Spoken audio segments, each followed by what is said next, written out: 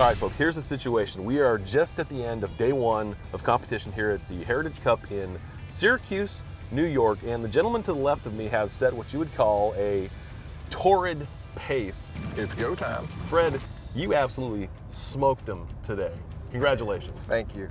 Man, it was a lot of fun. I don't know how it came down like that. I mean, I had lost so many fish early in the day, and it's crazy because, yeah, I had a great day, but I felt like I could have had so much more. I know that's saying a lot, but it was interesting because the first part of the day, they were slipping out of my hands. I felt like, I mean, I was in the Lucas Oil boat, and I'm a Lucas Oil pro, and I think somehow I generated Lucas Oil lotion on my hands because maybe a new product, but not used for fishing. I felt like Butterfingers today, and to be able to do what I did after a little bit of a recovery, yeah, I mean, I got to be a little happy about that. Well, let's look at these numbers, and we're going to go in reverse order. So, third place, 37 pounds, 8 ounces. Second place, 49.5. Those are two pretty good days.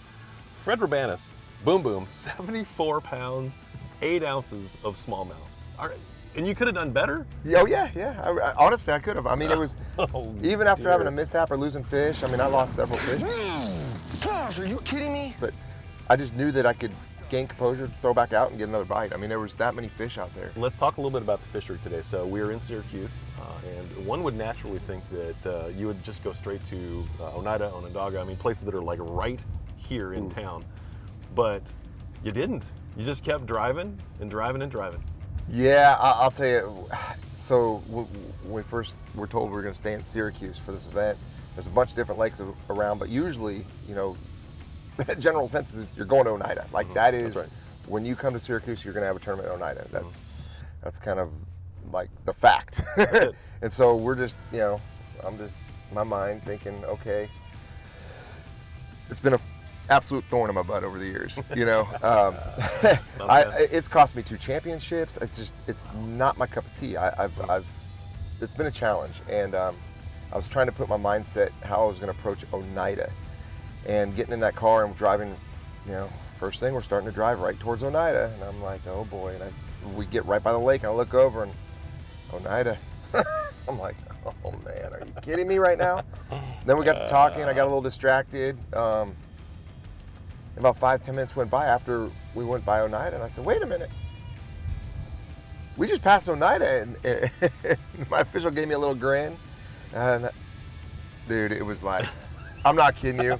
Not just a gorilla off my back, but King Kong jumped off my back. I just felt so relieved. I didn't care where we were going after that. Gotcha. Got you. Yeah!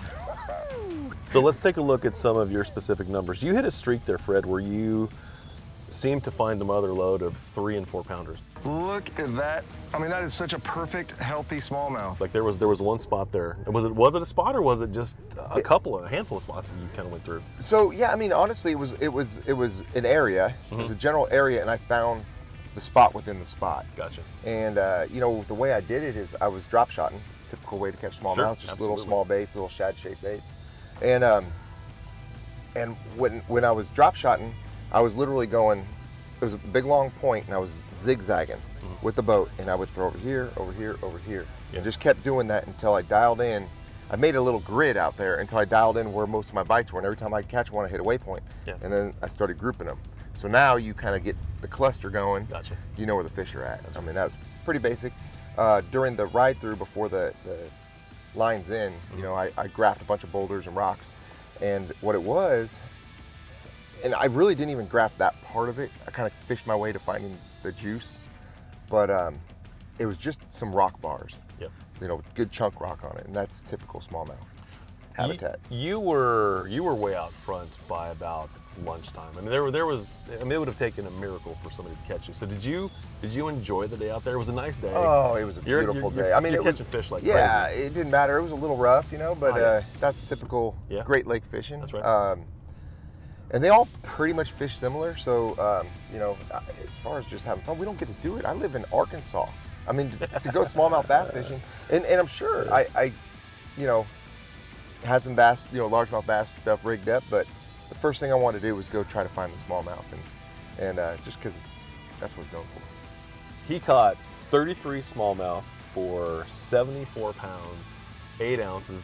Easily the winner of Elimination Day #1. Fred, congratulations. Here's a Sqwincher. Cheers to you, buddy. Thanks. Here's hoping for continued success Cheers. here in Syracuse, New York. I needed that.